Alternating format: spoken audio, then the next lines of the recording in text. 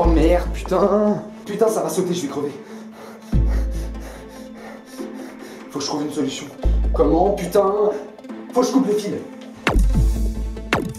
Afin de désactiver la bombe, veuillez réaliser un travelling avec le rail et la caméra rangée dans le placard. Veuillez insérer ensuite la carte mémoire de la caméra dans la bombe à l'endroit prévu pour. Et merde. Allô Hugo, j'ai besoin que tu m'aides là. Ouais, mais je suis en train de faire mon podcast là, mon gars. Comment ça, une bombe? Bon, ok, ma gueule. Le travelling? Rien de plus simple.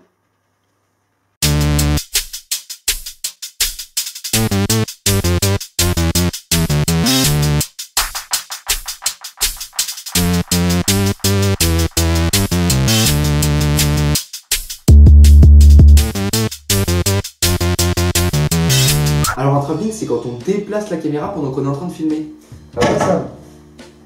Bon, c'est vrai, tu comprends rien, toi. Ferme ta gueule, enculé.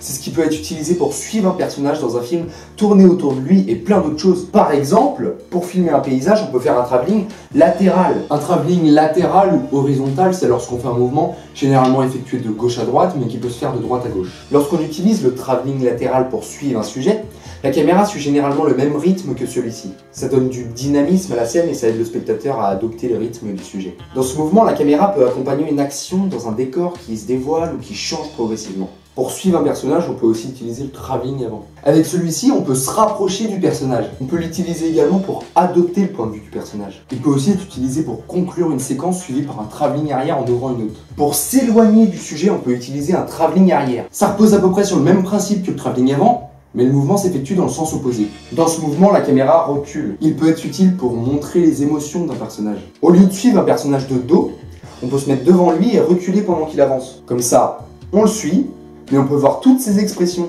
On peut aussi l'utiliser pour créer une certaine distance entre le personnage et le spectateur. En introduction d'une séquence, pour révéler progressivement le lieu de l'action, on peut faire un travelling vertical. La caméra monte ou descend au-dessus d'un sujet ou d'une action. Lorsque la caméra s'élève au-dessus du sujet, on parle de travelling vertical haut. Lorsque la caméra descend par rapport au sujet, on parle de travelling vertical bas. Le travelling vertical est aussi souvent utilisé pour montrer une information importante. Pour tourner autour de l'action, on peut utiliser un travelling circulaire. Lors du travelling circulaire, le mouvement de la caméra peut être aussi bien lent que rapide. Tout dépend de l'idée, du message ou de l'émotion que le réalisateur veut faire passer. Le premier travelling est attribué à Alexandre Promiot, opérateur des Frères Lumière.